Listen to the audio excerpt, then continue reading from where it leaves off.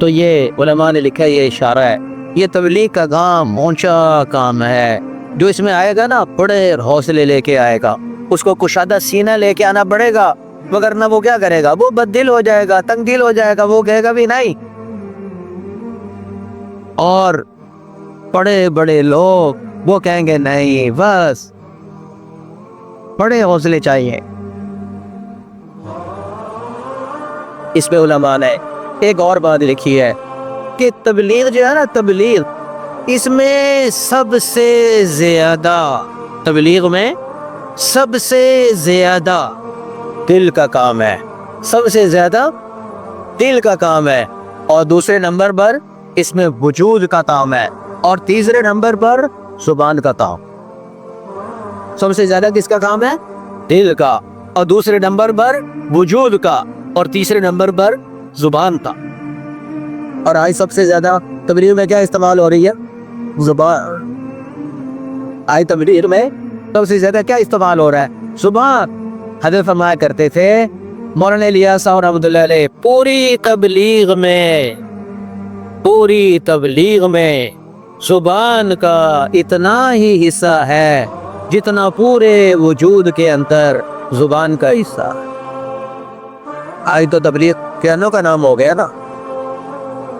ایسے فرماتے تھے پوری تبلیغ کے اندر بس زبان کا اتنا ہی حصہ ہے جتنا پورے وجود کے اندر زبان کا حصہ۔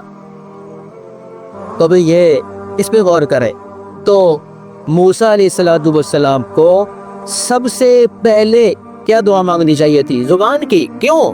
اس لیے کہ زبان میں لغنت ہے، فصاحت نہیں ہے، بلاغت نہیں ہے، بات سمجھا نہیں سکتے، زبان میں لغنت ہے، پوری بافی زمین اظہار نہیں کر سکتے۔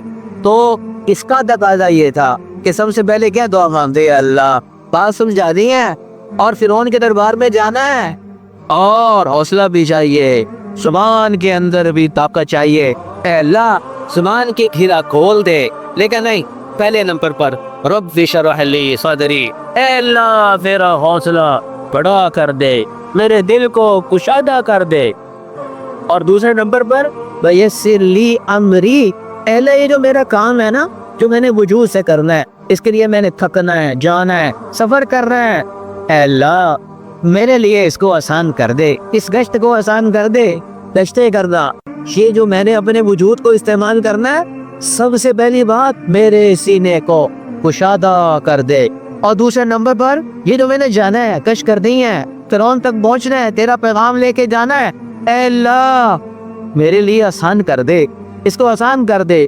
اور تیسرے نمبر پر وَحْلُلْ عُقْدَةً مِّن لِّسَانِي یفقہوا قولی، آگے وجہ بیان کی ہے اللہ یہ جو زمین کی، یہ جو زبان کی گر ہے نا، زبان میں لغنت ہے، گر ہے، اس کو کھول دے، بات تو سمجھا سکو، کو بات تو سیدھی کر سکو یا اللہ۔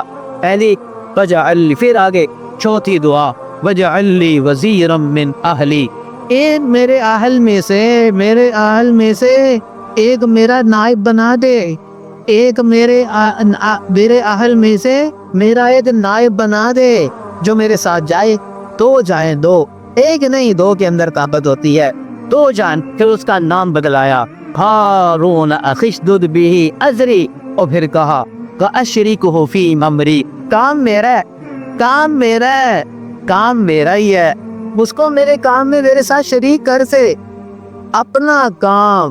موسیٰ علیہ السلام کہہ رہے ہیں یا اللہ میرا کام ہے، تو بزرگ بھائی تبلیغ میں کیا کہہ رہے ہیں بھائی؟ تبلیغ کس کا کام ہے؟ میرا کام ہے، میرا۔ موسیٰ علیہ السلام کیا کہہ رہے؟ ہارون کو ساتھ دے، دو بندے جائیں، لیکن کام میرا ہے، کام میرا، یہ نہیں کہ کام اس کا، کام میرا ہے، وہ میرے ساتھ شریک ہوگا، میرے ساتھ میری محنت میں، کام میرا ہے۔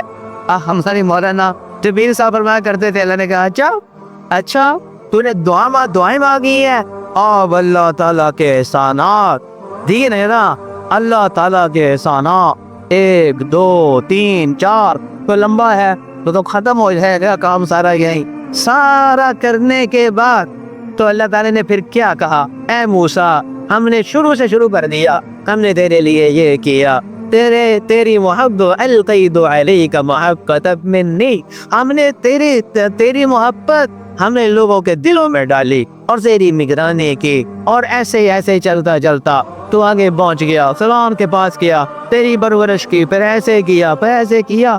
تو پھر اللہ نے کہا اچھا چلو، کام تو بہت اونچا، دعا بڑی اونچی دی ہے موسیٰ، تیری دعا بڑی اونچی ہے، تو نے بھائی مانگ لیا، دین کے کام کے لیے دعا مانگی ہے، چلو اس کو بھی ساتھ لے جاؤ۔ تو ہمارے مولانا جمیل صاحب کیا کرتے تھے، شروع میں اللہ نے کہا تھا اذهب الى فرعون انه طغى، اے موسیٰ فرعون کی طرف جاؤ، سرکش ہے، پھر ابراہم لے کے جاؤ، لیکن اذهب سے اذهبا اتنا کرنے کے لیے 1.5 صفحہ مراد کا اللہ نے ذکر کر، وہ جو کہ اذهب تھا نا، وہ تو کر دیا اذهبا، اذهب کو اذهبا کرنے کے لیے پورا سبا اللہ تعالیٰ نے بیان کیا، چلو دونوں ہی چلے جاؤ، دونوں ہی چلے جاؤ۔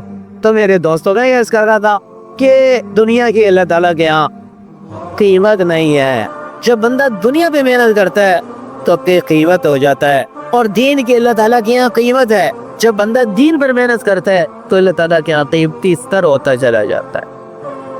تو میں یہ کہہ رہا تھا وقت کو قیمتی بنانے کا کیا طریقہ ہے، تو وہ بیچ میں یہ باتیں آ گئی۔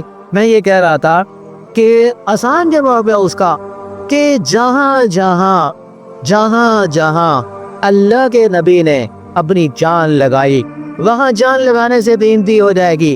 جہاں جس کام کے لیے اللہ کے نبی نے اپنا وقت لگایا، اگر کو قیمتی بنانا چاہتا ہے اپنے وقت کو وہاں لگائے، وقت قیمتی ہو جائے گا۔ اور جہاں اللہ کے نبی نے اپنا مال لگایا، کوئی بندہ وہاں اپنا مال لگائے گا تو اس کا مال اللہ کے یہاں قیمتی ہو جائے۔ اگر ہم یہ چاہتے ہیں یہ لمحات اور یہ سال اس سے ہم فائدہ اٹھائیں تو اس کا آسان طریقہ ہے، جہاں اللہ کے نبی نے مال جان وقت لگایا، وہاں جس مسلمان کا لگتا جائے گا وہ قیمتی ہوتا چلا جائے گا، اور اگر وہاں نہیں لگے گا وہ ضائع ہو جائے گا، وہ بے قیمت ہو جائے گا، اللہ کیا اس کی کوئی قیمت نہیں ہو۔